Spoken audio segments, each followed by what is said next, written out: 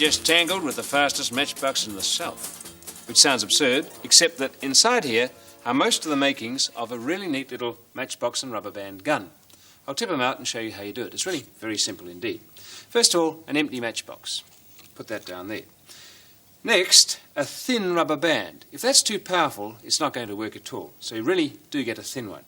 And you make sure it's the right sort of length to go easily over the length of the matchbox tray, and then you hold it in position and put the tray back into the cover.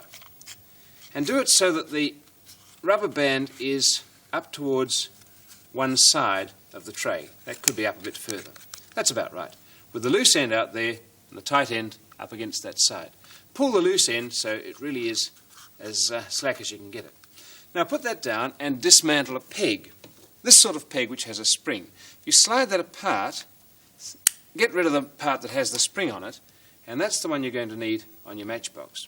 Slide it in underneath the tight bit of rubber band. In fact, you'll probably find it easier to slide it down this way.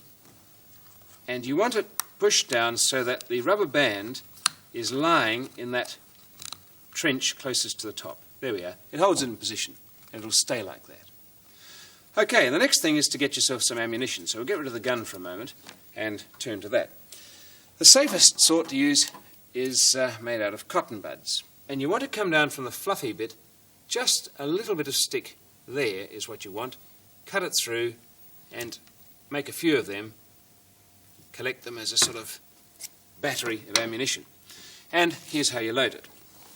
Get that little bit of stick that's poking down, pull the clothes peg part back and put that stick underneath the clothes peg. The spring of the rubber band, you see, will hold it in place.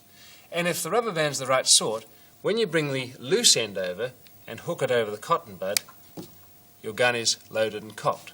You can see what happens as you press on this part of the clothes peg. That opens up and the rubber band pulls out of the cotton bud like that. And ping, off it goes. Well, of course, you want to have target practice with your friends. So the easiest way of keeping score is to get your cotton buds and colour code them. A bit of red on the tip is what I use for mine. Your friend might use black or use the white ones. And once you've got your ammunition, worked out how many rounds you want, load your guns, never point them at each other or fire them at each other. Always point them down to the ground or at the target. Work out your range and do some target shooting. That was a bust. We'll put another one in. In fact, we won't cock it until we're ready. The target you want is either made out of a bit of card or an old box with a hole cut into it. And the trick is to get your bullets into the hole. Okay? They'll drop down inside and keep score. Okay, we get to the end of the range. Put the bullet in there. Bring the rubber band back. It's cocked and loaded. And when you hold it like a pistol with your finger on the front, as if it were a trigger, and squeeze the peg at your thumb, you can actually point it and aim it like a real gun. They usually shoot high, but with a bit of practice, you'll get your aim in. And you can keep automatic score because when you finish your shooting, take the target away, and there's an automatic colour-coded score for you to tally up.